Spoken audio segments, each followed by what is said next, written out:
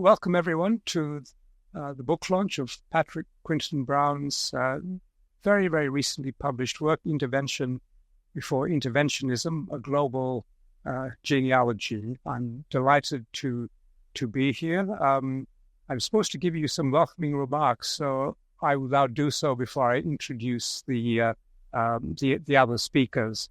While I've got your attention, I can tell you about myself. I'm the Dean of the School of Social Sciences. I'm proudly responsible for hiring Patrick, luring him away from Oxford, an excellent appointment that we've made. And he's repaid us with, I think, an outstanding work, which we'll be discussing today. I think it's a very timely intervention, if I could say this. I'm reminded of my own upbringing, because Patrick has talked so much in the book, but also in conversations with us and in presentations he's given here. He's reminded me about my own past, because he's talked so much about colonialism and the world we live in and how it's changed. When I was about 10 years old, we studied history for the first time when I was growing up in Malaysia. And at St. John's Primary Institution, an old Catholic school that had now become a government school, we started every day with Catholic catechism. Everyone went to these classes. It was Malays, Indians, Chinese. Everyone just did this. It was just as a matter of course. And when we started history, we did a collection of potted biographies. That's all history was to me. I fell in love with it straight away. I especially remember the biography of Sir Robert Clive of India.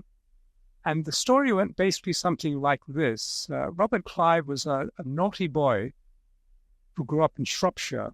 He then went to India as a young adult, where he made good, gave Siraj al-Dawla a good thrashing for his misbehaviors, and then returned home to England in triumph. There was nothing else in that narrative about Indian history, about Indians, about what the Indians may have thought about Sir Robert Clive. It turned out they didn't think much of him any more than the English did.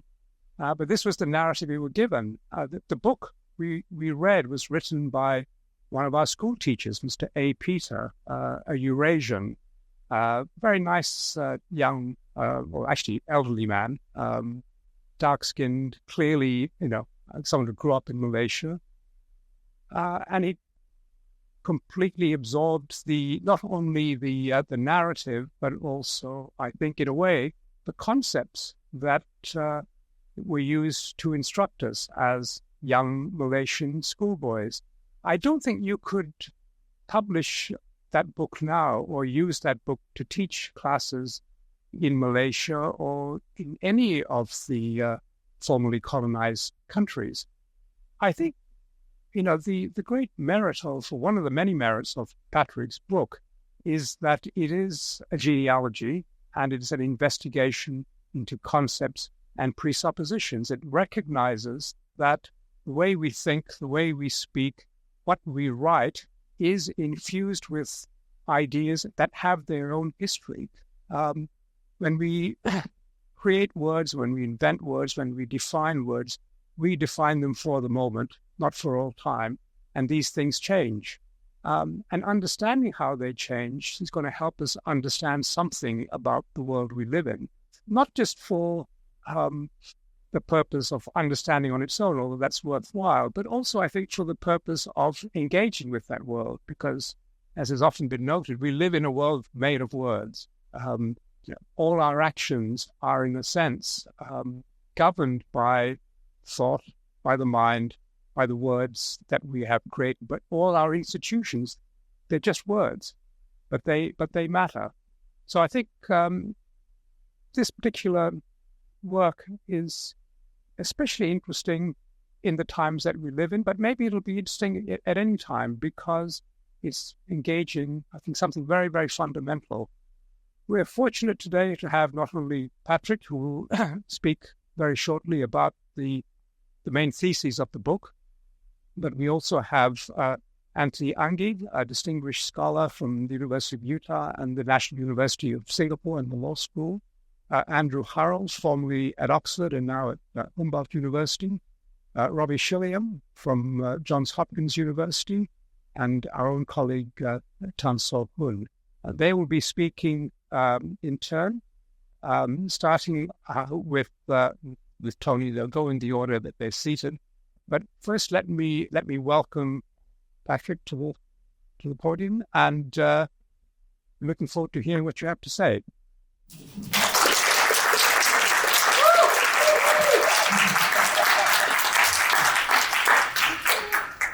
Well, thank you very much, Chandran, for the warm introduction. I'd also like to thank Cindy Kuo and the SOSS Dean's Office for organizing this event and for supporting it. Not least, I'd like to thank today's commentators, all of whom I look up to and admire. It's a great privilege to have them with us here today, I think. And of course, I'm looking forward to feedback from the audience. So thank you all very much for coming. So this book, Intervention Before Interventionism, is about the function of the intervention concept in international society.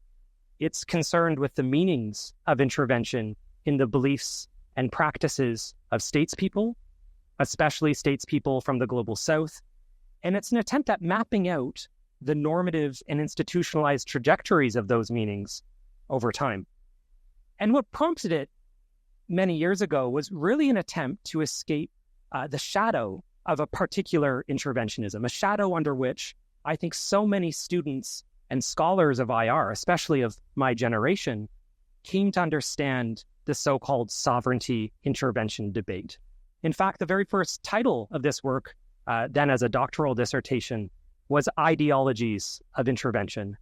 And even then, it was an attempt at escaping a kind of bewitchment, at becoming conscious of the ideological effects of a certain large-scale interpretation of global order, an interpretation which must now be undone in a context very different from the one in which it gained currency. Because we lived once in an era of interventionism, and in that era, we became accustomed to a very particular narrative of the constitution of international society. During the mid-20th century, we often said, a strongly sovereigntist iteration of world politics attained predominance over the course of decolonization, the Cold War, and a third world protest against Western-dominated order. This was a time when intervention, for any reason, in whatever form it might take, was absolutely prescribed within the norms and rules of states, when good fences, basically, made good neighbors. In just a few decades, however, and following the collapse of the Soviet Union, there emerged an internationally legitimate practice of intervening for higher purposes, of saving strangers in places far away. To talk thereafter about intervention was to talk about appalling human rights abuses, the international use of force as a right or as a duty, and the limits of sovereign equality. That interventionist era has surely now vanished. Rather, and quite suddenly, it's the discourse of non-intervention that seems everywhere in international relations today. The dominant discourse today, as a series of ongoing crises, I think very clearly suggests, is once again about defending state borders, about respecting or realizing national identity, about putting up walls.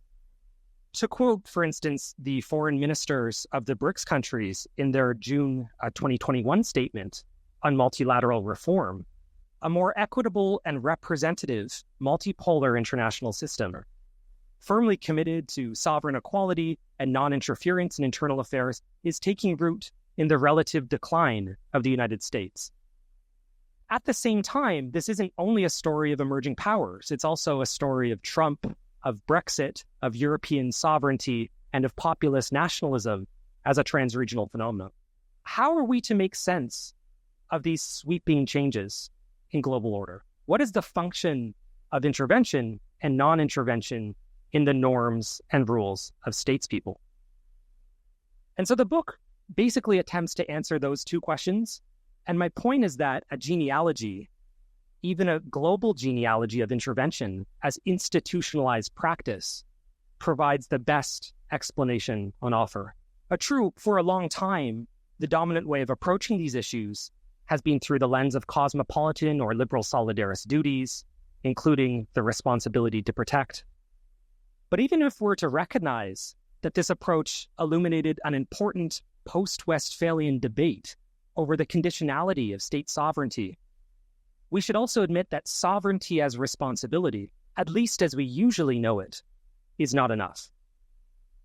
Rather, what we need is a much more critical understanding that picks up where this dominant approach left off, that meets the much discussed death of R2P or end of the era of humanitarian intervention in a way that exposes not just the imperial and colonial complicities of intervention through bygone eras, but the normative and practical contributions of non-intervention with respect to the pursuit of justice.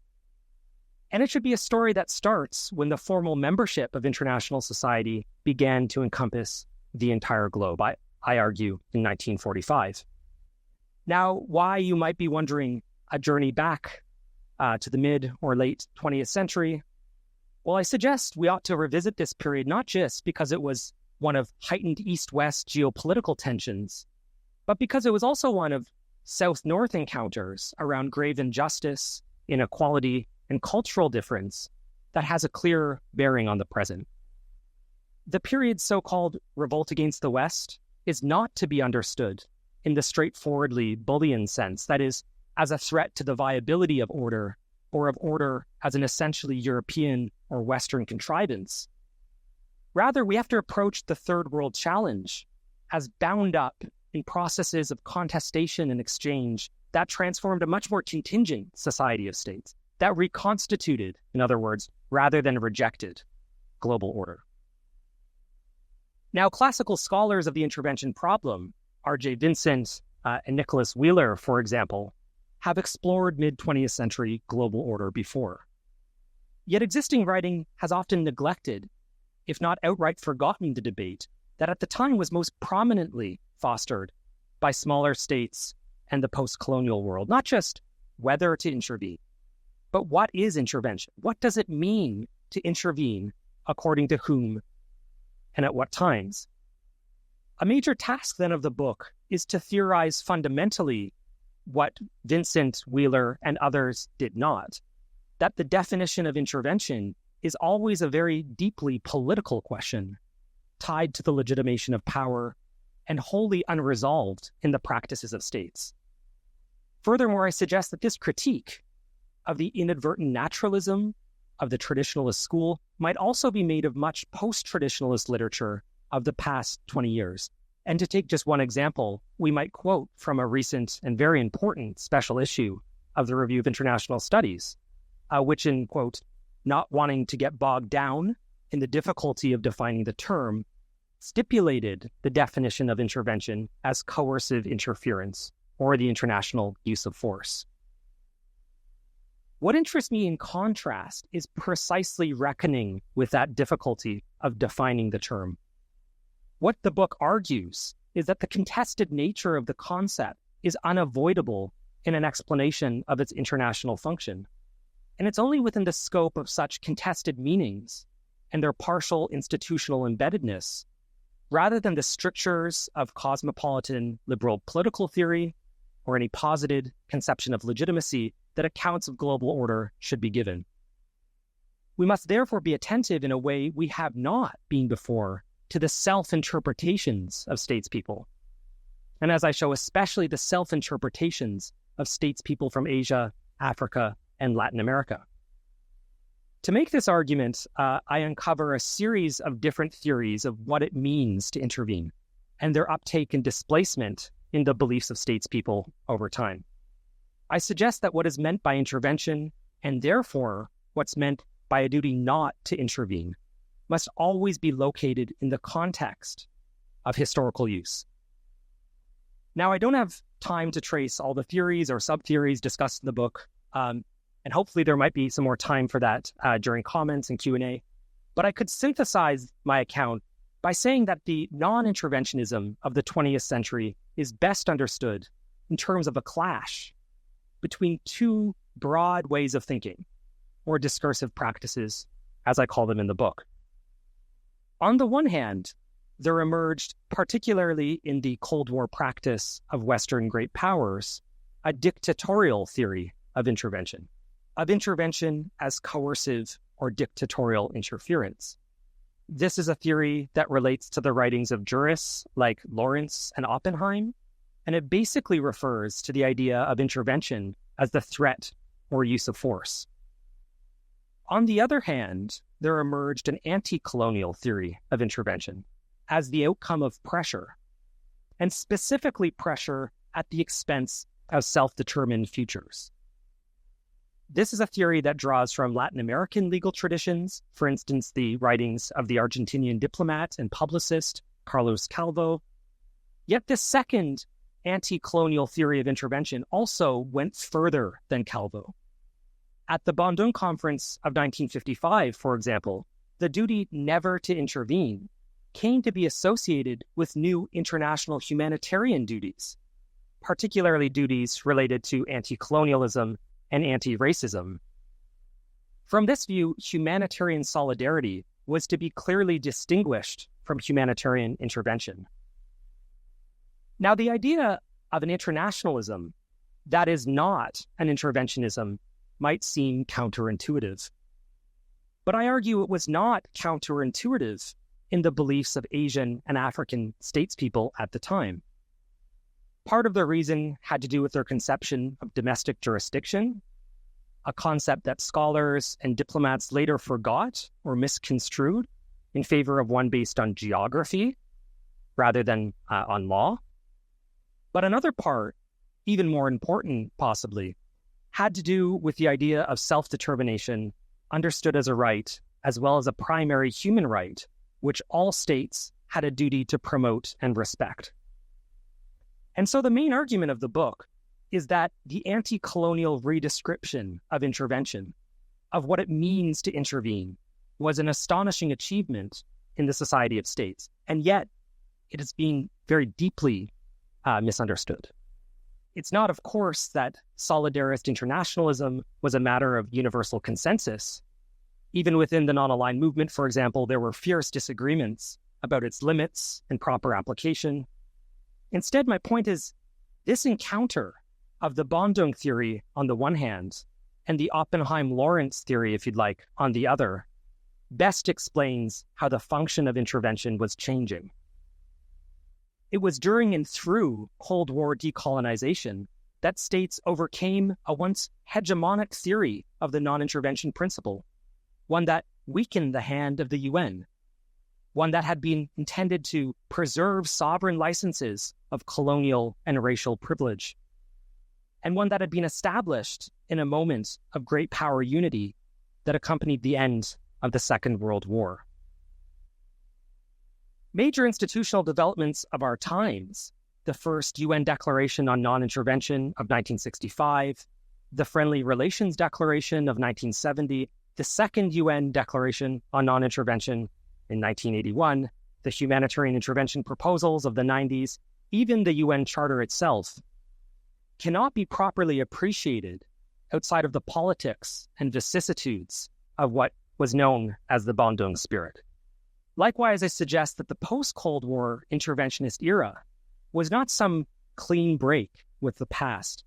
Liberal interventionism must be understood instead in terms of a large-scale retreat from alternative models of international humanitarian protection, models rooted in respect for sovereignty. And so what I'm claiming is that the conceit of our late liberal interventionism was not merely a matter of hubris. The true conceit of the liberal interventionist moment was its misrepresentation of the Bandung UN and of the meaning of non-intervention in global order.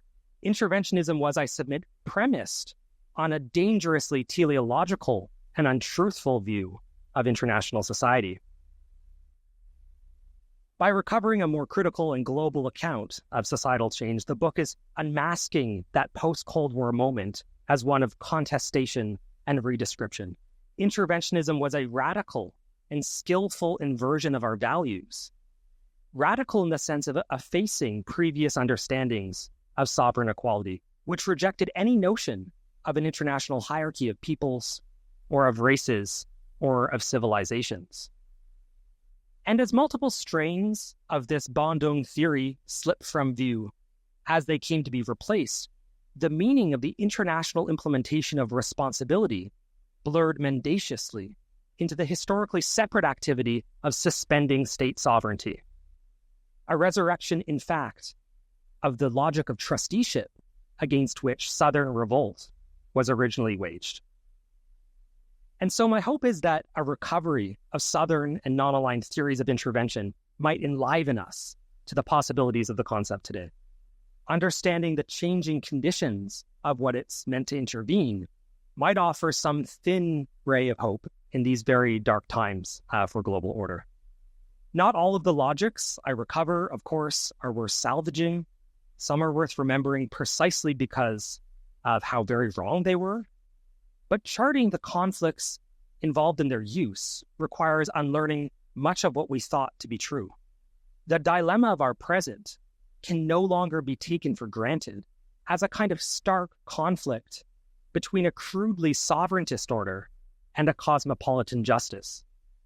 Nor should we assume it involves a choice between state sovereignty or human rights, the nation or global governance. To trace the trajectories of the Bandung theory is to undo those old infatuations. The dilemma of our present is rather which theory of what it means to intervene and why. Thank you.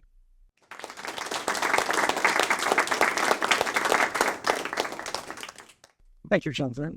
And thank you, Patrick. So I'm very honored to be here to speak on this occasion on the launch of a book which I think is a very important and valuable book. And I also appreciated Chandran's opening comments about a sort of reappraisal of what colonialism meant. So it seemed, Chandran, that your textbook was an excellent example of what we might call the case for colonialism, which is a topic I think that has been recently revived in Malaysia. So considering some of these issues, I thought of the first speaker, I might provide a framework, but what has been done wonderfully by Patrick already. But I thought perhaps I'll, in a sense, reconnect with that framework from the perspective of what I think is valuable about this book in terms of the debates that have been taking place about the meaning of intervention. Oh, okay. Yeah. Everything in Singapore is so wonderfully organized and stage managed, isn't it? So we are deeply appreciative of this. Much of the discussion of intervention has focused on the issue of humanitarian intervention for the reasons Patrick mentioned. R2P was a remarkable phenomenon. And I really think there's so much to be learned there about what I would call norm entrepreneurship, how you create a norm, how you create a non-governmental organization, how you create a think tank, how you create an entire industry connected with this particular enterprise. And the basic idea here was that we can't stand by while atrocities are being committed. And Rwanda was a very important example of a situation where atrocities were being committed. Everybody knew atrocities were being committed, but the international community did not do anything. And I think there's an interesting question as to why it did not do anything. And Kofi Annan was a major figure in the United Nations at the time this tragedy unfolded. And so we might understand one of the inspirations for R2P and his championing of that cause from that personal history. But as a result of this, and this was at a time when American might was at its very height, there was a belief that we can't allow this to happen again.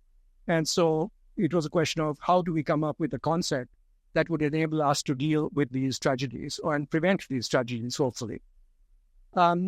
Now, from an international law point of view, I think it is arguable that the Security Council is empowered to take action to deal with these situations. That is, if there is a possibility of genocide, mass atrocity unfolding, the Security Council under Chapter 7 has the authority to order action to be taken to prevent this. But of course, the Security Council continued to be paralyzed in relation to this issue, as was clearly demonstrated in the case of Yugoslavia and the NATO cases. So this is just providing some of the, you could say, nitty-gritty of this debate. So I think Rwanda was very important, and then NATO and Yugoslavia. And then the interesting argument was made that it should be said the other aspect of the third world tradition is the very, and I'll return to the very important historical work that Patrick has done. But the other important dimension of all this was an emphatic denial of humanitarian intervention by the third world. Humanitarian intervention in the classic sense that all its that genealogy goes back to Christian states intervening pretty much in foreign countries to save Christians in various places in the 19th century and so forth. So there's that sort of a lineage of humanitarian intervention. And this was something the third world was very, I use that very old-fashioned phrase, forgive me, should I say global south? But I'm still sort of connected with the idea of the third world, and I'll stay with that. That was something that the global south, Bandung, was deeply opposed to, that tradition of humanitarian intervention, because it was simply, in many cases, a pretext for imperialism. So this was the dilemma that was faced by statesmen, international lawyers, international relations theorists when it came to situations like Rwanda. Perhaps we could talk about East Timor as well, and particularly Kosovo. And so here, the argument was it is illegal for unilateral intervention. Now, NATO tried to claim that it had a particular virtue because it consisted of liberal democratic states. And liberal democratic states may not go to war with each other, but they certainly have no hesitation in going to war with not what they deem to be non-liberal states. And so certain virtue was claimed by NATO on this occasion. But from an international law point of view, it was clearly illegal. And so then this added, you could say, to the whole constellation of complications facing the question of how we should think of intervention. And the argument was sovereignty as responsibility. Sovereign states have a primary responsibility to look after the well-being of their people. If they fail to discharge that responsibility, it then fell to the international community to somehow protect those people. And so this was not a violation of sovereignty as such. It was a way in which the failure of third world sovereignty, mostly third world sovereignty, could be compensated for by the international community. Now, another, you could say, post-colonial point that was made by many scholars at this time is that, and this I think is a point that Patrick's history actually helps us understand even more, is that, of course, this whole intervention-non-intervention dichotomy is problematic because the West continuously intervenes in the non-European world through the International Monetary Fund and all these other ways in which intervention is taken for granted. And some wonderful scholarship has been done to demonstrate or suggest that in countries like Rwanda and countries like Yugoslavia, these were countries in which enormous social stressors took place as a result of International Monetary Fund programs, resulting in economic dislocation, inequality, and then the rise of nationalism, which finally found expression in genocide. So one critical argument that could be made is that it is intervention that is not recognized that results in these tensions, which then result in humanitarian explicit violence, and which then seem to require the benevolent and disinterested intervention of the West. But that's another whole strand of thinking about these issues. But I think the real strength of Patrick's work is in uncovering what we might call the third world, the global south perspective on intervention. And I also think he makes some really important, you could say, methodological innovations in his turn to politics and his turn to history, as opposed to discussing intervention in some sort of abstract fashion in the way that James Rosenau in the book perhaps tried to do, as though analytically precise definition could somehow solve the issue, and as though this analytically precise issue or definition could somehow resolve or transcend the political conflicts and history that Patrick so carefully unearths. So that takes us to Bandung. And here, Bandung is most commonly understood. Shimazu Anako is in the room. She's a far great expert on all this than I am. On the basic idea that Bandung stood for a very strong form of sovereignty. And it did. But as Patrick also points out, it also stood for human rights, self-determination, and anti-colonialism. So how were these things to be reconciled? I think the important point to understand here is that as far as the Bandung states were concerned, I think this is a difference perhaps from a northern understanding of human rights. Northern understanding of human rights, simplistically put, is individuals have inherent rights, and it is the sovereign state that must respect those rights that individuals have. For the global south, for the third world, the opposite was very much the case. In other words, sovereignty was a precondition for human rights. It is only if you are sovereign, if you overcome colonialism, that you can enjoy human rights. I think that is a crucial, you could say, difference in this whole story. And it is one way of understanding how the third world, as Patrick points out, came up with a very different understanding of non-intervention. I think here he mentions the South Africa case. This is crucial because we had apartheid in South Africa. And in that context, the United Nations, through the General Assembly, was getting ever increasingly involved, passing numerous resolutions condemning apartheid in South Africa. And South Africa, white South Africa, argued this is impermissible because it infringes on our sovereignty. It infringes Article 27 of the United Nations Charter, which deals with domestic jurisdiction. And developing countries said, this is not an infringement on your sovereignty. We are protecting the human rights of these people. We are being anti-racist. And this is permitted under the new system of international relations and international law inaugurated by the United Nations. Very interesting case because, of course, the Western countries were deeply opposed to what the General Assembly was trying to do. And here we had a situation where America continued to supply arms to South Africa, and Britain continued to supply arms to South Africa. It was an apartheid regime that was being supported by the West. And it was against this that the General Assembly was trying to take a stand.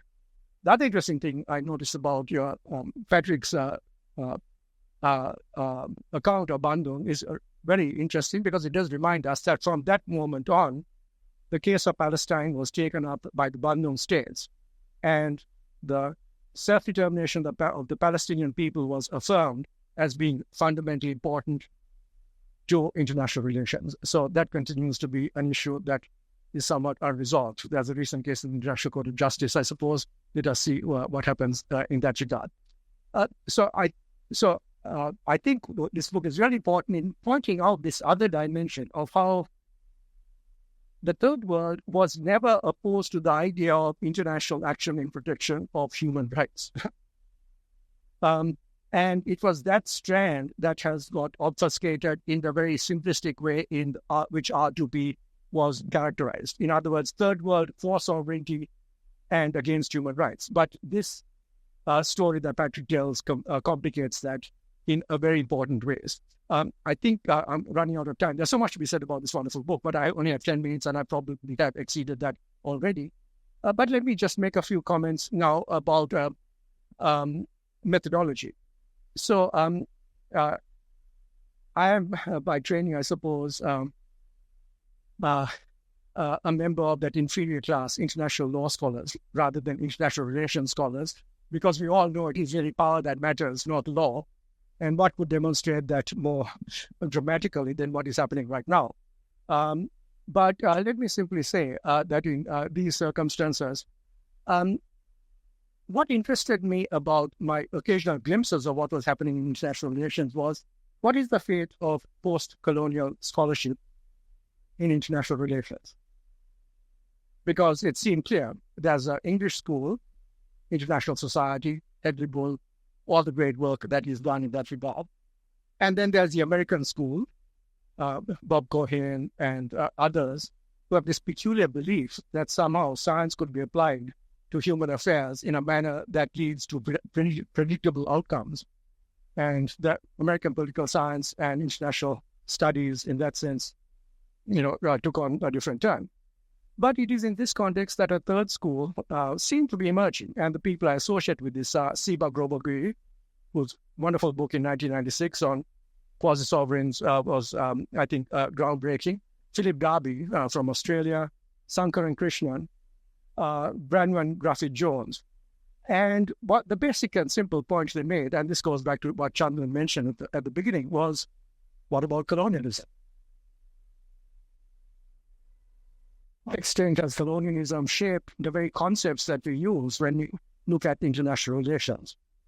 The views of the third world being taken into account at all in understanding what international thought is.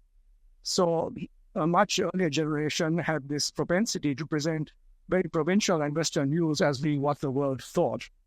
Actually, it's a propensity we haven't entirely overcome in this scheme, I would say.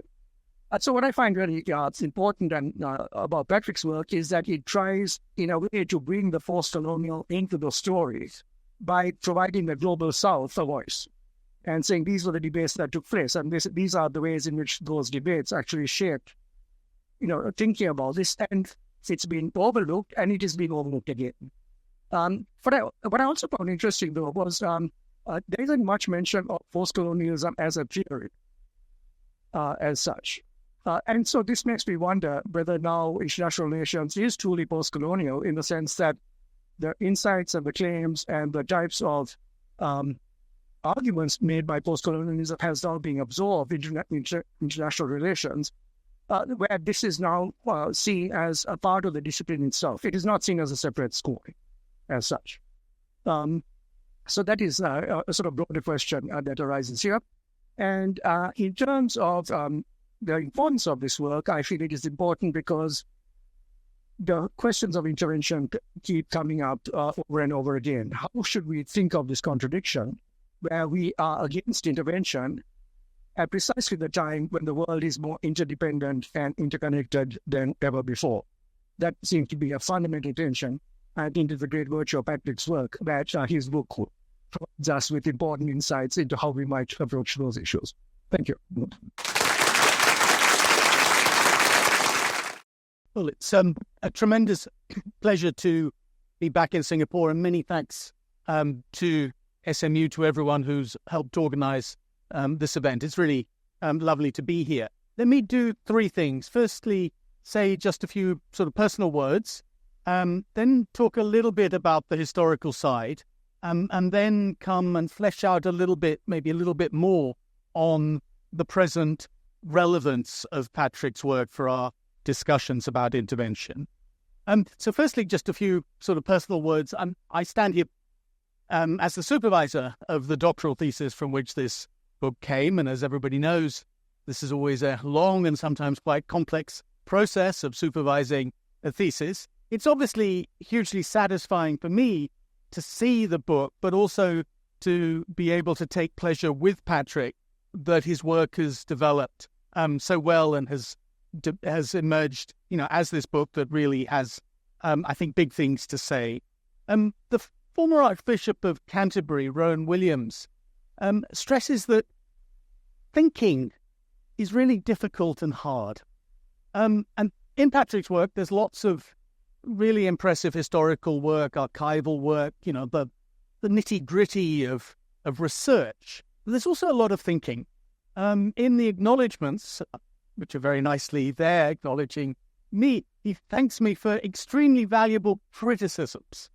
And I suppose in this case, I did spend quite a lot of time pressing Patrick. He used the phrase, reckoning with that difficulty. And I think that's really kind of crucial, because intervention is ferociously difficult to get your head around. It's full of these tensions and contradictions. And I think one of the things that he's done in the book is to provide a really useful, that sounds feeble, a really valuable historical and theoretical way of helping us to make sense of the idea of intervention, both historically, which I'll pick up now, and then in terms of the contemporary world, which I'll pick up in a minute. Historical first. I think it's clear in the context of this discussion, but also much more generally, that our most pressing need at the moment is to escape from the shadow of the post-Cold War world and from this tendency to try to relate everything, so common in the transatlantic way in which international relations and international law is discussed, to the so-called global liberal order of the post-Cold War world. this is distorting in so many ways that I don't have time to unpack here. But one very clear example of it is, as you've already heard, in the way in which Patrick's work, in a sense, started from trying to say, well, yes, of course there's R2P, of course there's humanitarian intervention, but the idea that that's intervention is really fundamentally misguided. And so the historical part is really the recovery through the post-Second World War period of a much richer history. Fits into the wave of writing that we've seen over the past 10, 15 years, the so-called southern sources of global norms, the role of the global south and the third world in participating in the development of norms. And we have in the book a rich array. Bandung's already been mentioned, but the early chapters in the book on San Francisco and the clashing debates there, issues that maybe people have forgotten about. The New World Information Order, which was actually the subject of the very first doctoral thesis I supervised in Oxford, now forgotten, but in the context of information technology, something that I think is worth coming back to.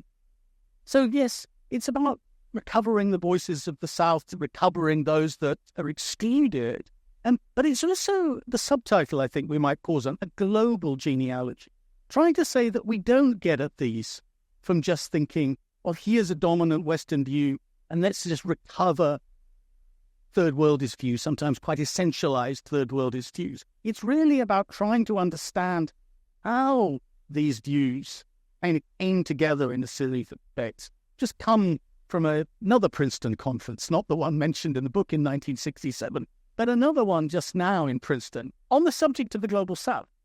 So, yes, we're recognizing the world is bigger, but a discussion of the Global South which is still overwhelmingly in terms of addressing the way in which the liberal, quote-unquote, West thinks about the world. So the ways in which the third world or the now Global South fits into this picture.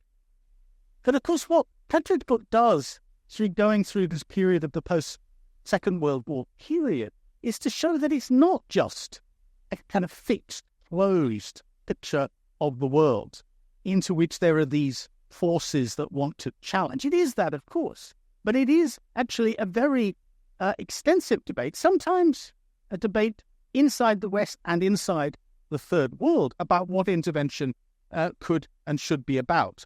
So it is this idea of a global genealogy, which I think is something which in many other fields, this is very difficult, but it's something that we can and should aspire to. And in the context of that, we've heard many of the things that have, in a sense, been recovered. I think very importantly, this renewed stress on self-determination is very important. One of the great moves in the post-Cold War period in liberal thinking was to detach self-determination from human rights, to see them as separate things. Sam Moyn's argument that self-determination didn't really belong in the same box as human rights. And yet, of course, the argument that without effective political agency, without meaningful self-determination, not only can there be no framework for human rights as a collective project, but that essential capacity, including that essential liberal capacity, to be able to challenge the strong and to demand a voice in the councils of the world will be limited. So the history matters, but so does the present. Patrick says that he wants his genealogical analysis to serve as a repertoire for rethinking or retheorizing the intervention concept. And it seems to me that this is really one of the great sort of successes of the book. Whatever view you take on this particular argument or that particular argument, just giving us the repertoire, giving us the ideas, the framework to think about where we now stand is hugely important. If we step back maybe even further than Patrick's book, seems to be classically intervention. It's about two sorts of things. On the one hand, it was about this difficult space between peace and war. As ideas of peace and war start to congeal, to become clear, particularly in the second half of the 18th century, well, what do we do about the space between, all this messy space where there's a lot of coercion, but it's neither peace nor war?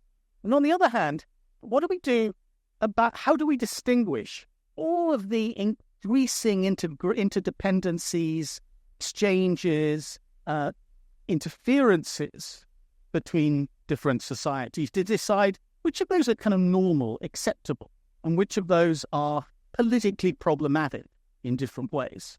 And the intervention debate is about those things. As Patrick says, in the Western view, that coercive one is the one that comes to dominate.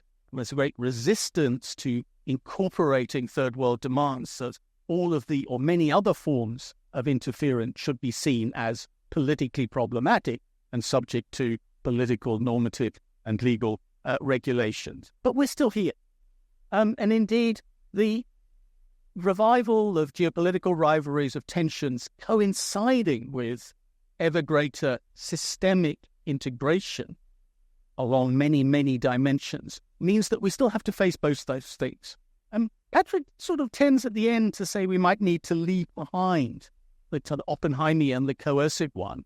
I'm not quite so sure about this. It seems to me that if we are to have any possibility of, quote-unquote, de-risking geopolitics, one element of that is going to be reaching some understanding about what forms on the part of the major powers, what forms of coercive intervention may be more or less acceptable to them and hopefully to other people too. So we're relearning, as we did through the Cold, the limits rivalry and confrontation, and debates about intervention will be an important part now as they were then. But even more, given the inescapable connections, the post-Cold War period, it put intervention in the RTP box, and then it avoided talking about intervention. It seems to be one of the reasons it did that is because we moved into an era of global governance where everything was going to be regulated on these separate boxes: nuclear security, cyber, and global economic exchange.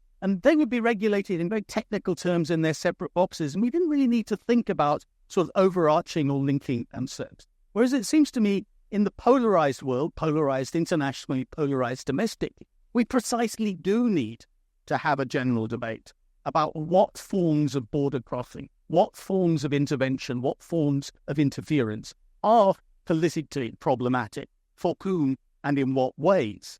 And I think if we go down that road, a really important reader to get those debates going is precisely Patrick's Court, not just for its historical contribution, but for what it can really give us as a repertoire to thinking through those crucial questions.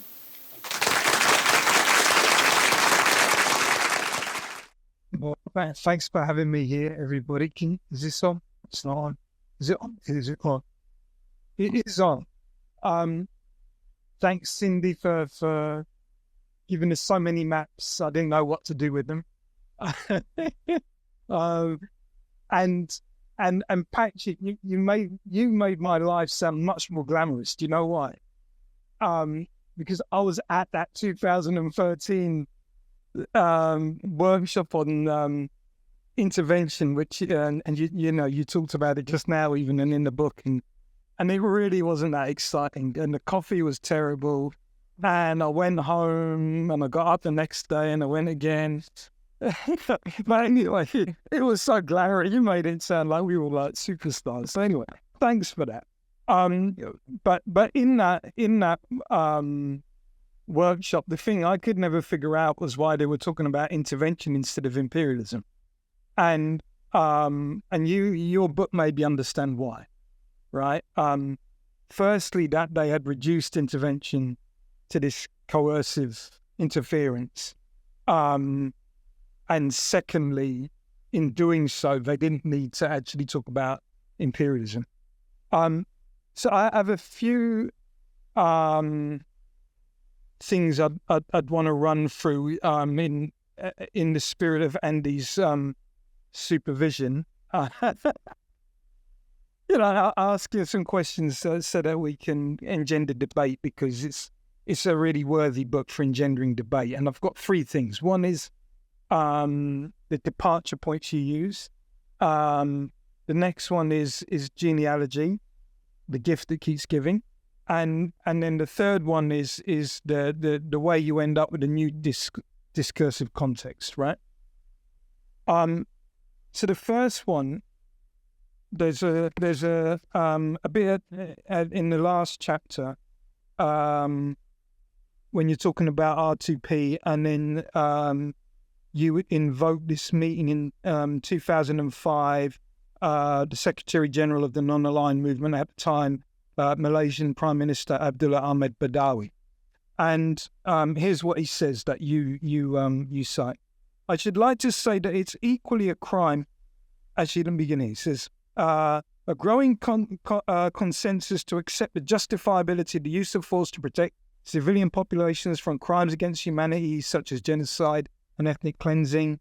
And then you say, that sounds like coercive interference. But then he says, I should like to say that it's equally a crime against humanity to allow poverty and deprivation to persist in these modern times. How can we continue to stand by while 8 million people around the world die each year because they're poor to stay alive? All right. World War II is your departure point, and coming out of that, this tension between coercive interference and then this absolutely fundamental framing of rights as self-determination in all kinds of ways, right? And the point being that the coercive interference effectively denudes self-determination of all its political substance, which we would want to have to understand sovereignty, right? And there's something similar which happens in the interwar years, which is a colleague of mine, Dirk Moses, has his book out, Problem of Genocide. It's massive. I mean, you couldn't put it in a bag and carry it. You need muscles. You need muscles for that. But anyway, reading that book really revealed to me just how dynamic, Antony, you might have things to say about this interwar period was in terms of trying to innovate international law. And of course, some of the key kind of frames for doing that was to develop ideas about war crimes, crimes against humanity, and crimes of aggression, which never quite get sorted out. Dirk Moses' point is that there are openings there, much in the same way as you were talking about openings in this frame of non-intervention. But those openings effectively get shut down paradoxically after the Genocide Convention, where genocide comes to take over high crimes, but is reduced, this is Moses' argument, it reduces complexity politics to racial animus. And so forevermore up until today, people are trying to get the high crime by claiming that there's racial animus, which denudes crimes against humanity, war crimes, crimes of aggression, of its political content, which during the interwar years was things to do with bombing cities, starving populations. None of those could actually be called genocide now unless it could be proved that there was racial animus.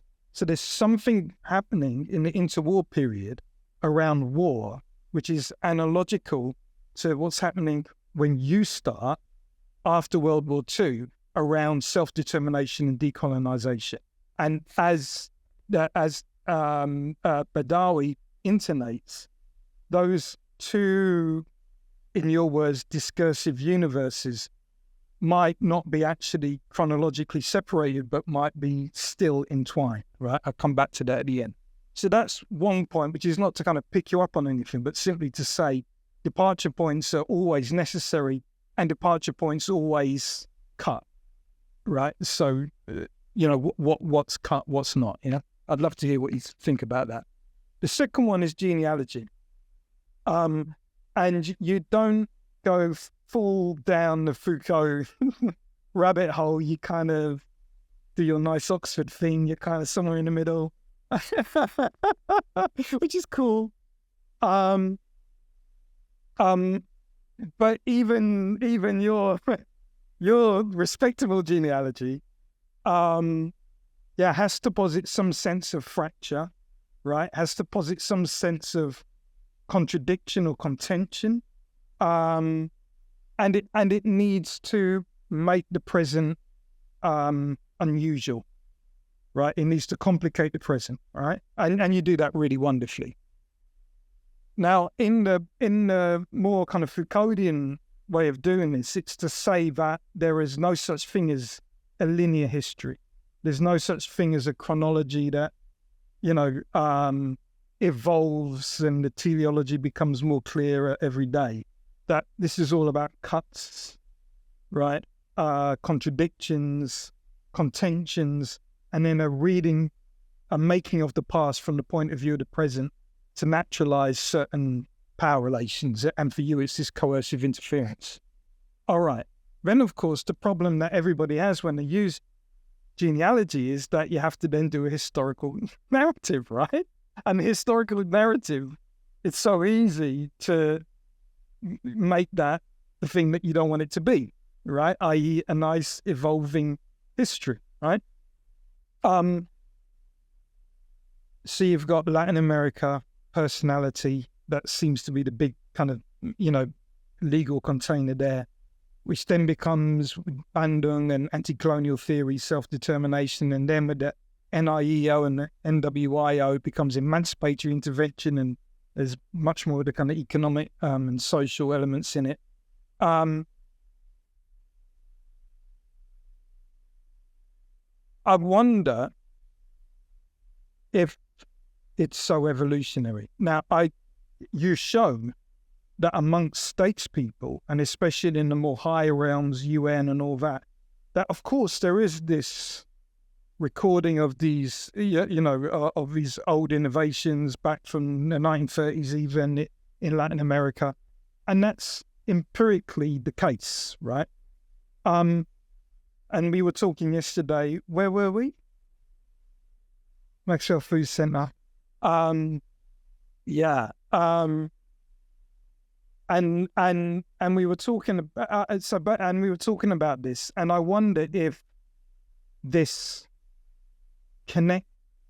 shared developmental history of non-intervention is shared outside of the UN.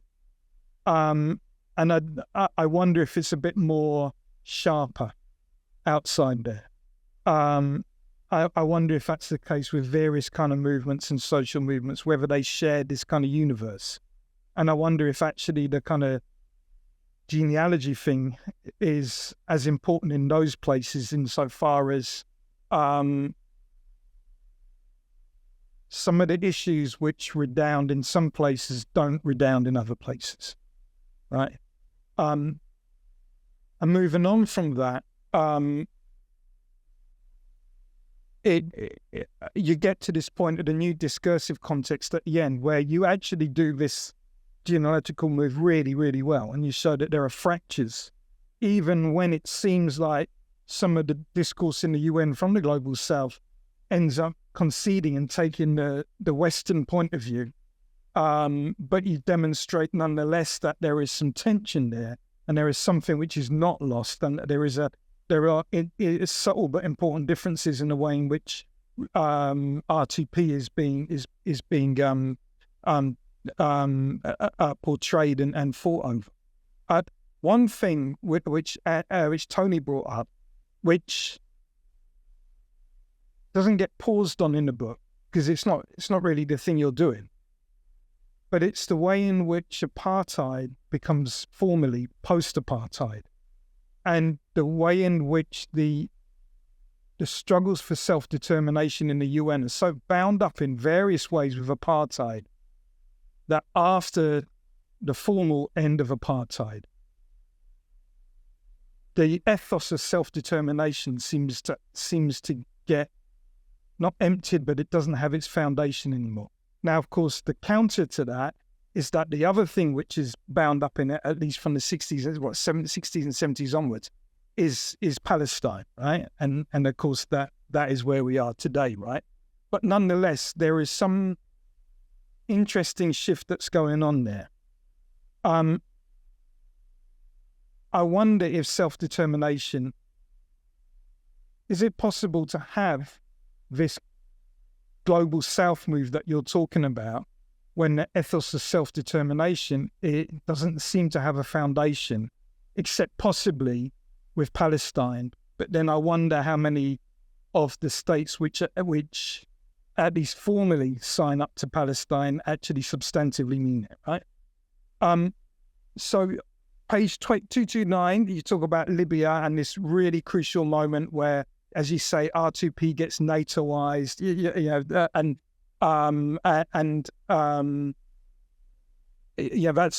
that's really important. Then you go into Ukraine at the very end, and you're doing a very good way.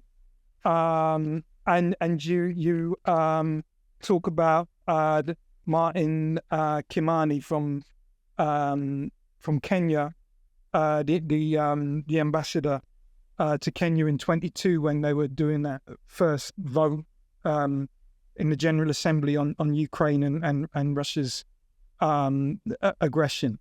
And you quote Kimani, and Kimani kind of connects the Russian invasion with colonialism in Kenya, and he ends up saying, as you cite him, we must complete our recovery from the embers of dead empires in a way that does not plunge us back into new forms of domination and oppression. Kenya votes yay on that resolution, but South Africa abstains, India abstains, China abstains, right?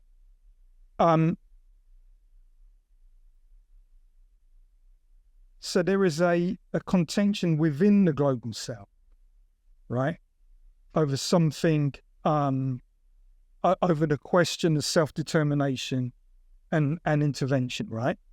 I would say that where we are right now, especially where we are with Rafah, some possible imminent going into Rafah, I would say that the West is in those higher spheres quite exhausted in terms of it's really difficult to keep the same liberal internationalist thing going, even if, the current president of the US is trying to keep it alive somehow. And that, in fact, it's probably going to be the exhaustion might not be quite the same in the global south. Okay. However, what is the meaning of non-alignment when the ethos of self-determination is fractured within the global south? And right now, what we're looking at is something which looks more like the interwar years than the post-1945 years, which brings us back to these other things which self-determination is ensconced in and comes out of, which is war crimes, crimes against humanity, and the crime of aggression. Thank you.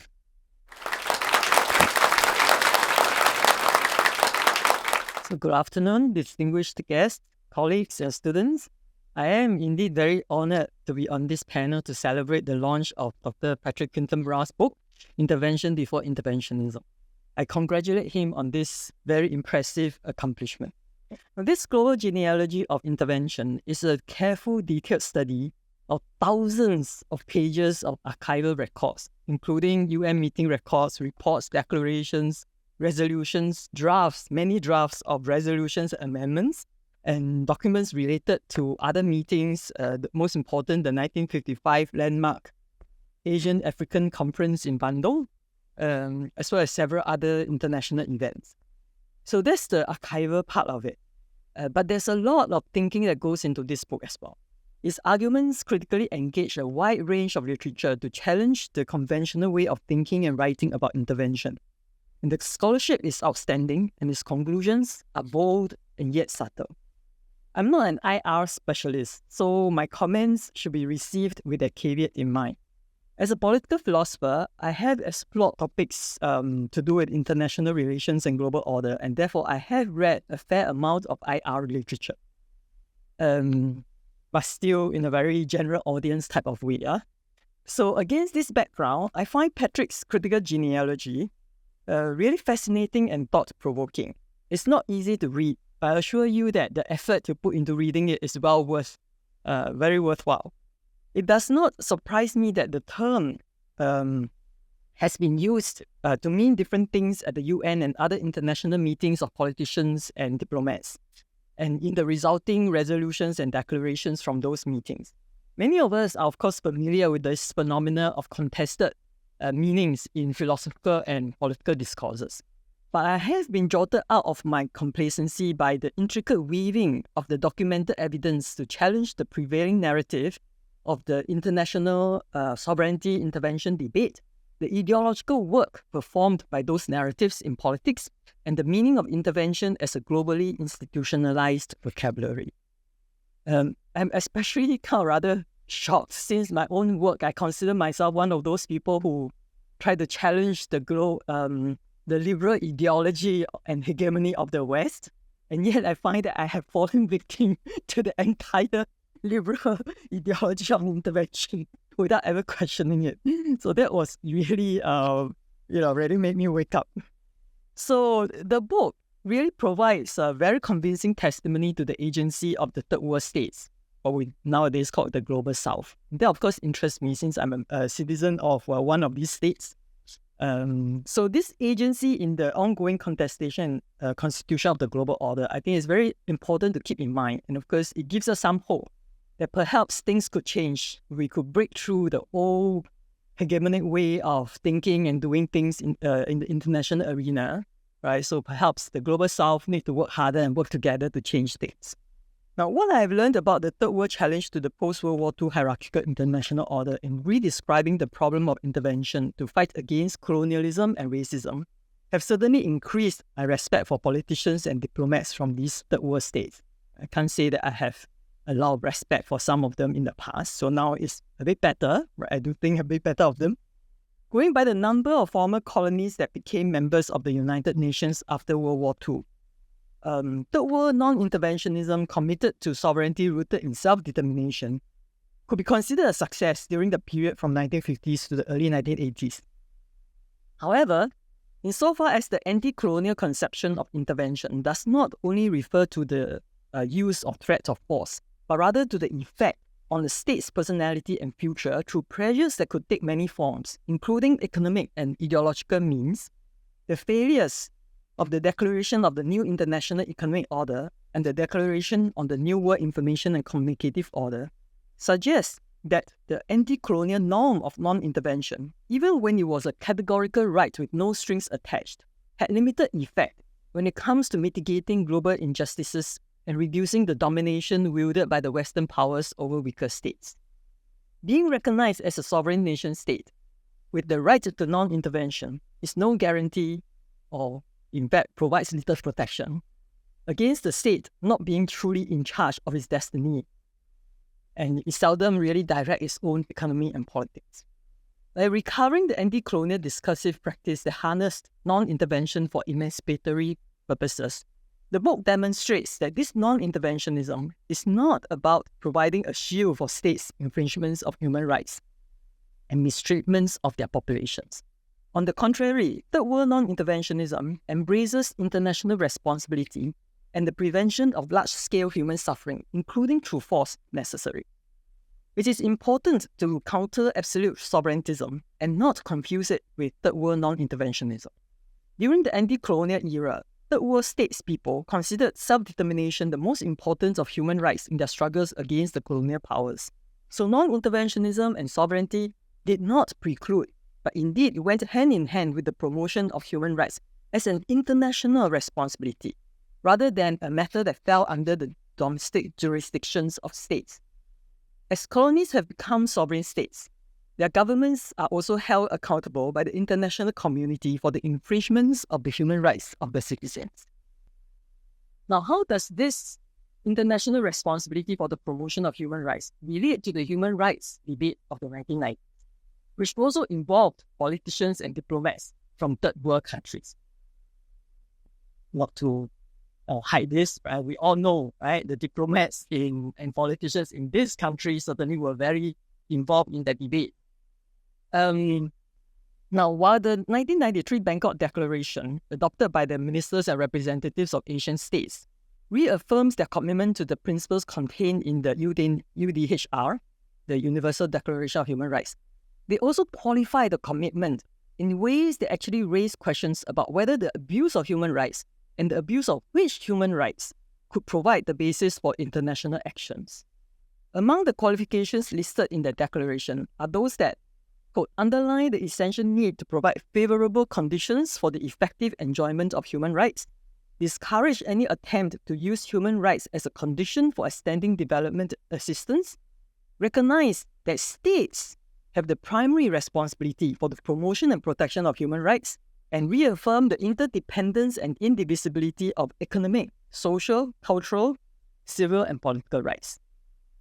Now, the Declaration also recognizes that while human rights are universal in nature, they must be interpreted in accordance with national and regional particularities and various historical, cultural, religious backgrounds. Now, in the debates that follow in journals and other academic publications, human rights became the target of a wider challenge to the hegemony of Western liberalism, and some have outright challenged the universality of human rights on culturalist ground. Now, this intersection between the critical genealogy of intervention and the human rights debate seems to suggest that while recovery of third world non-interventionism holds the promise that the end of liberal interventionism need not mean the end of international responsibilities and solidarism, global consensus on the boundaries of domestic jurisdiction to set the parameters of intervention will remain elusive.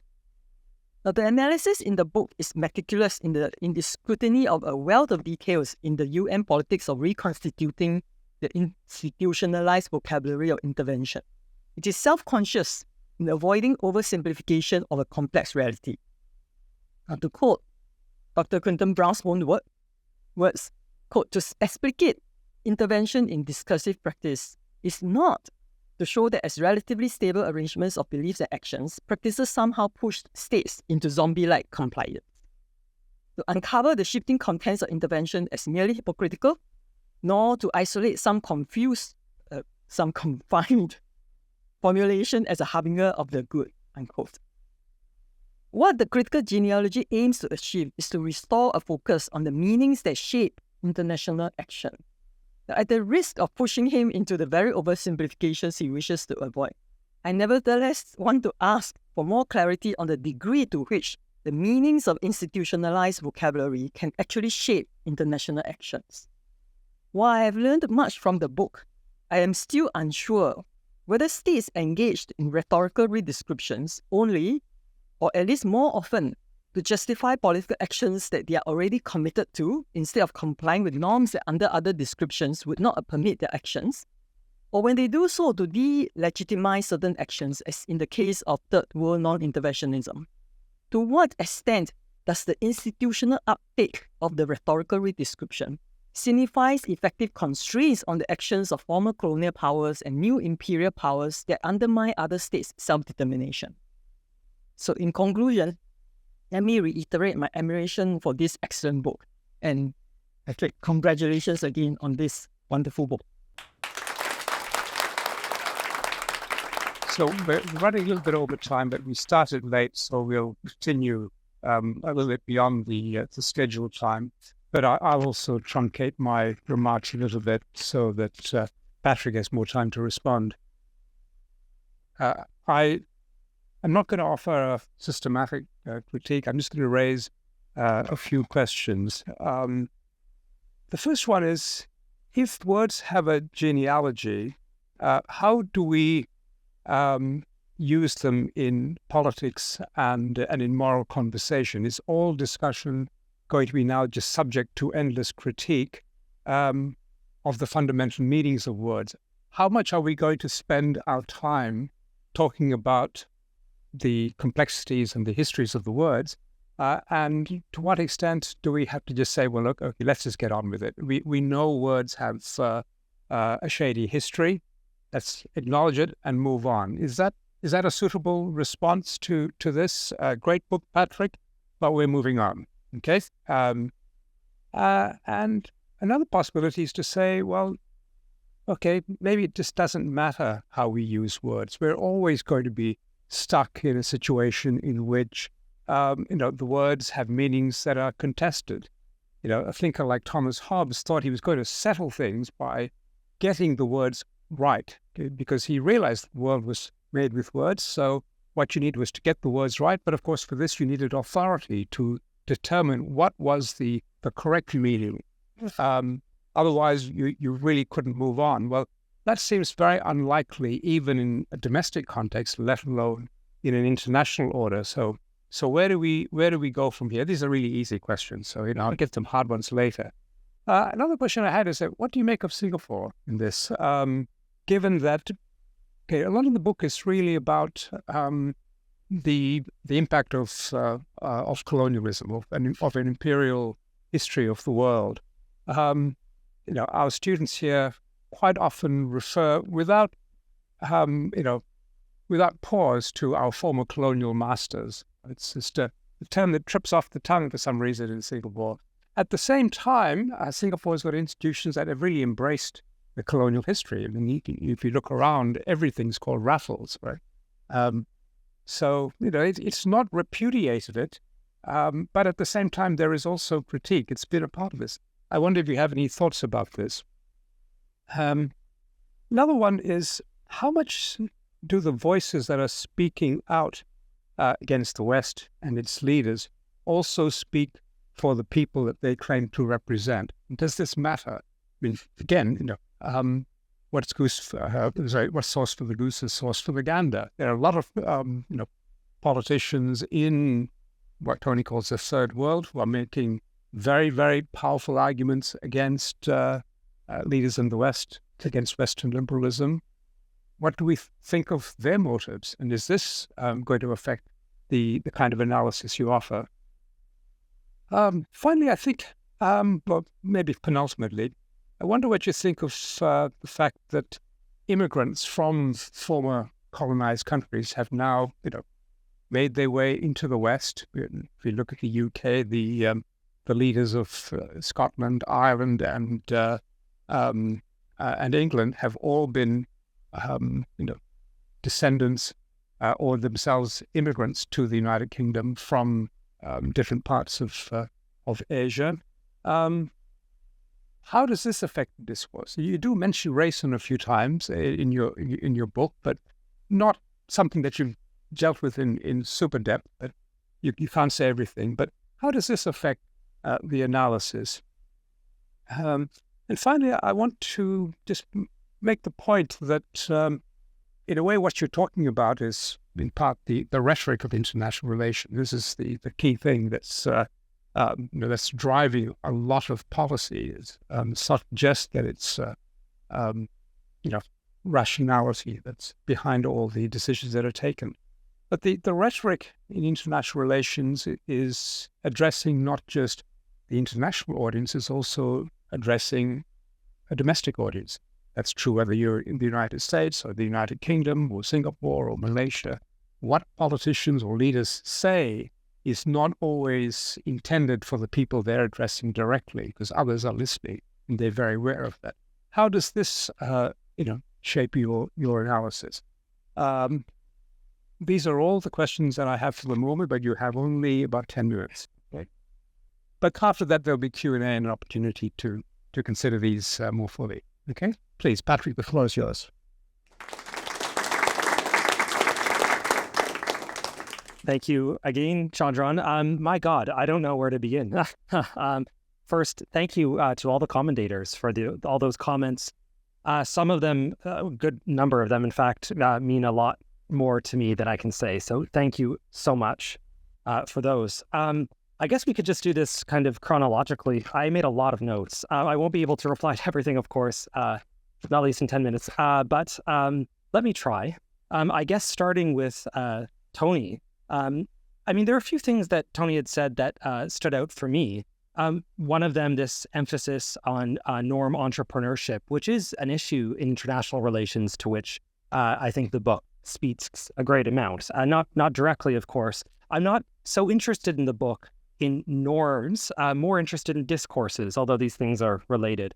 I'm interested especially in understanding how norms emerge in the context of multiple discursive practices. And so for me, I understand a norm like the responsibility to protect in terms of the competing meanings that exist around the norm. And so I think that norm entrepreneurship has something to do with discursive entrepreneurship, and they're not quite the same. And that's, I guess that's how I might reply to that.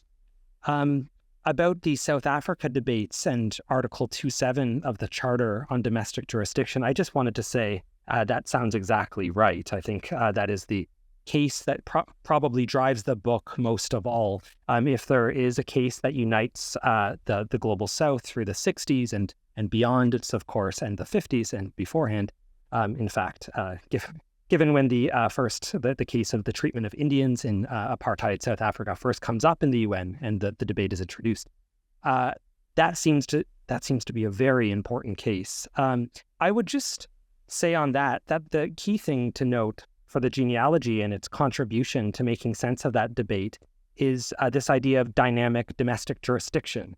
At the beginning of the treatment of Indians in South Africa case, which evolved into the apartheid case more generally, there were kind of two positions that Indian statespeople were making. The first one was to say, actually, to adopt the Oppenheim-Lawrence theory and to say that all the UN action in favor of protecting civilians in South Africa didn't count as intervention because it wasn't coercive, right? It's just UN talk. And that's not to say it's not effective or important, but it's not coercive interference, therefore it's okay.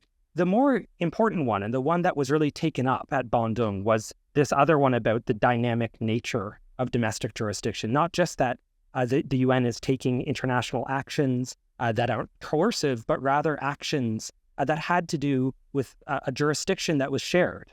Right, the issue of human rights and anti-apartheid became an international jurisdictional question rather than simply the essentially domestic. Therefore, UN action in the case of the protection of Indians in South Africa and as the debate evolved was not a breach of Article 2.7 on account of the reach of domestic jurisdiction. And there's a lot of that in the friendly relations debates. There's a great quote from the representative of Ghana at the Mexico City debates of the friendly relations process, which basically picks up on exactly that. He, cites Quincy Wright, who reminds us that the reach of sovereignty is a question of law, not of geography, and that's for that reason we ought to, we can't understand the domestic as simply what's behind territorial borders. The domestic is something that's defined in rules and norms. There's more to say, but I should move on to Andy.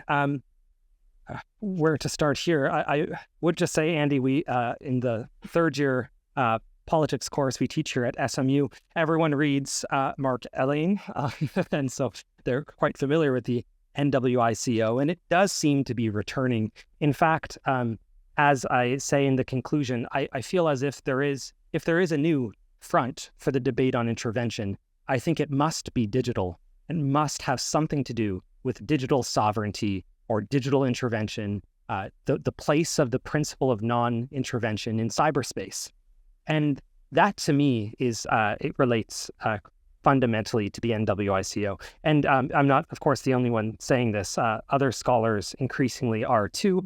And so too is the non-aligned movement, since its Kuala Lumpur summit as early as, if I'm not wrong, 2003.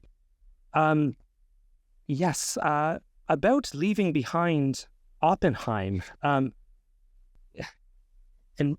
whether it's something that we should do, I guess I would just say, if we do leave, I propose that we leave behind Oppenheim, and Andy's suggesting that maybe that's I shouldn't be too hasty. I think that if we do readopt an Oppenheim-Lawrence theory of intervention, we must very crucially adopt at the same time this idea of dynamic domestic jurisdiction. I mean, humanitarian intervention discourse relates much more to Oppenheim-Lawrence than it does to Calvo or this anti-colonial theory of intervention. But one thing it omitted very crucially was this idea of dynamic domestic jurisdiction. It was, for that reason that states could claim that there was ever in the 90s something like a sovereign right to genocide. That didn't exist. I mean, there was, of course, after the Genocide Convention, there's no such thing as a sovereign right to genocide. You might also wonder, whether there was a right even before that point. The reason why I think those sorts of arguments were being made had something to do with the ways in which we were forgetting about domestic jurisdiction as a matter of law and norms rather than a matter of geography. And so I would just say that.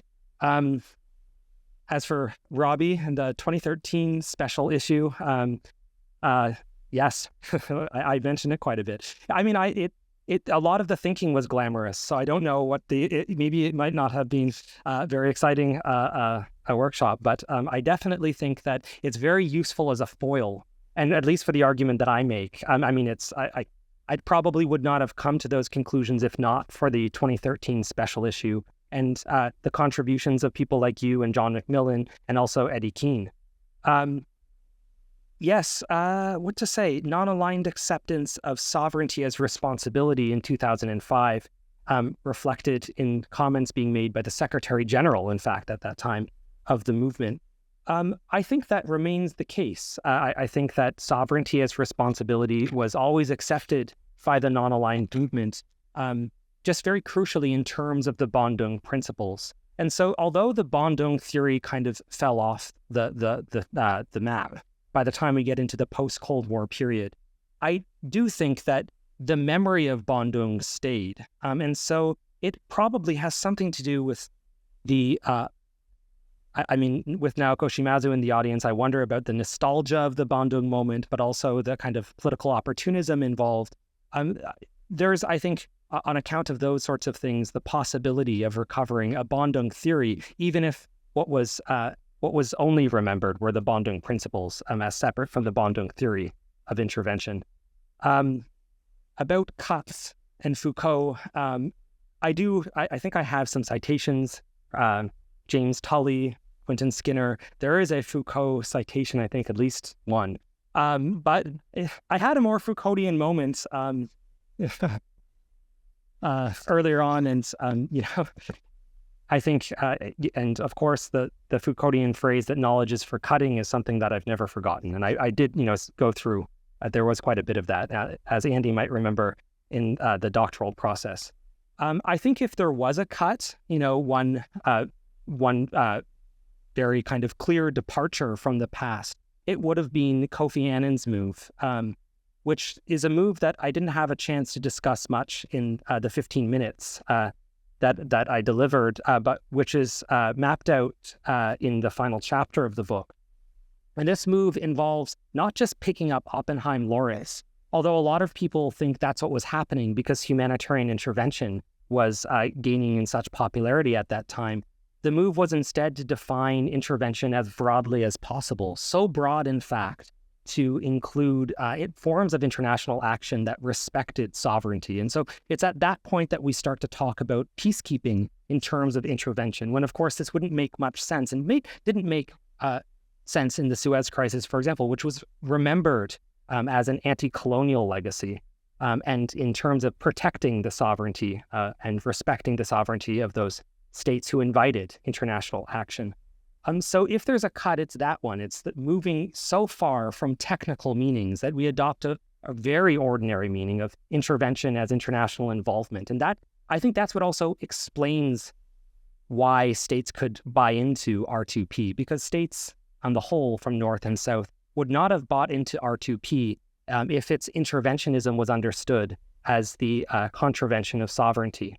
I think the bridge that was necessary for that moment was the Annan move to define intervention as international involvement. And it's for that reason why today we see so much talk of, in the death of R2P, some sort of defense of a form of R2P from the South that is rooted in respect for sovereignty and for peacekeeping and for intervention by invitation, which of course is a nonsensical idea if we were to adopt many other theories that we lay out in the book.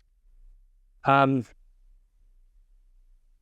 guess Sor Hoon, because I'm probably running out of time, although I have some other thoughts and I hope we can discuss them later.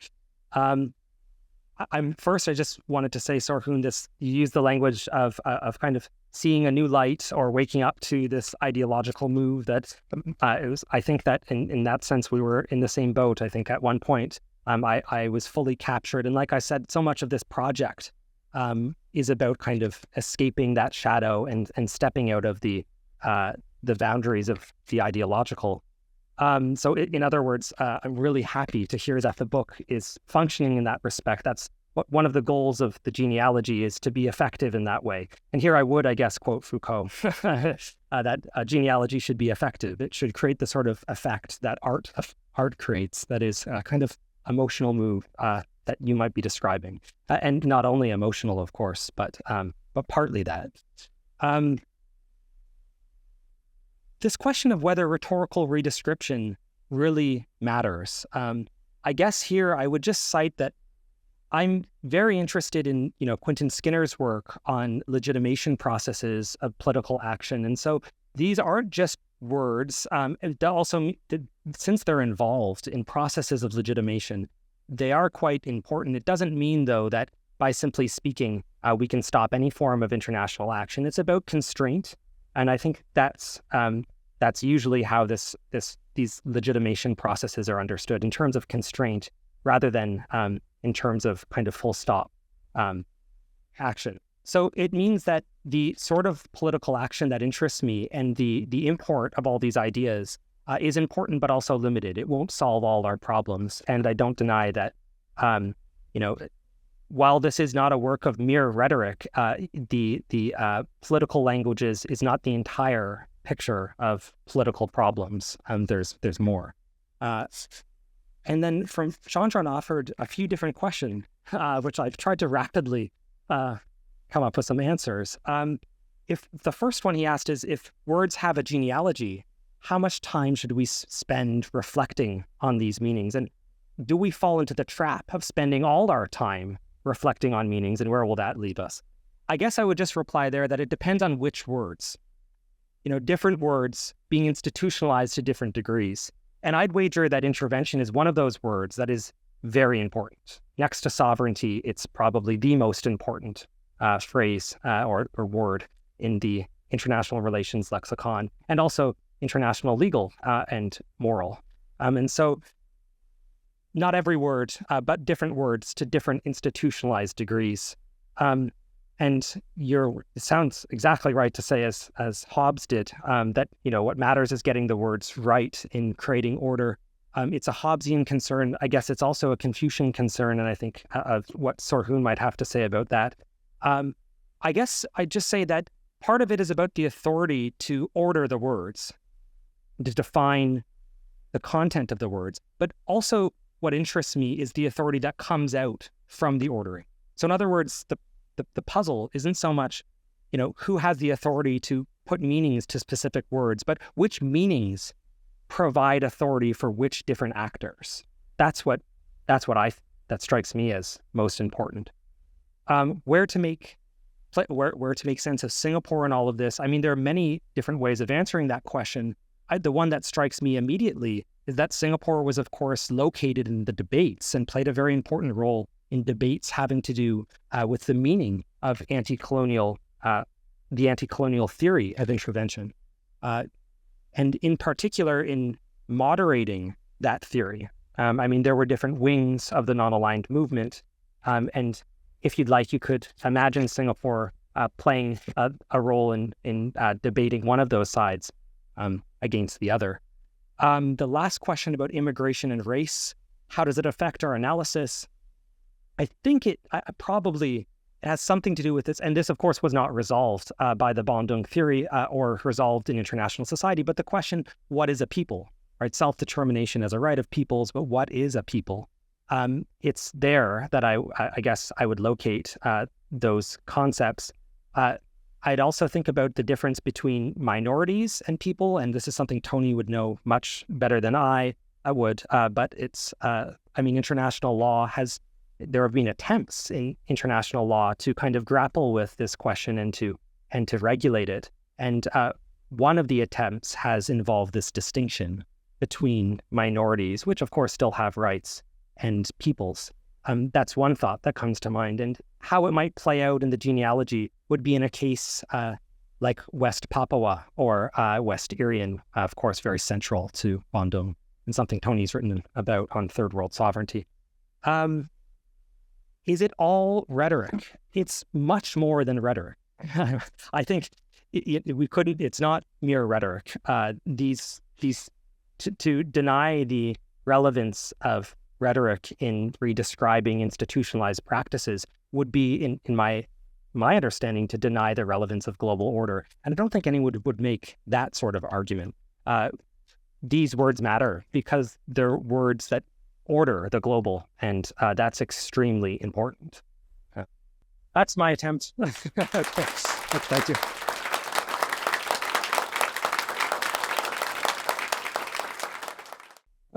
Let's go straight to Q&A from the audience.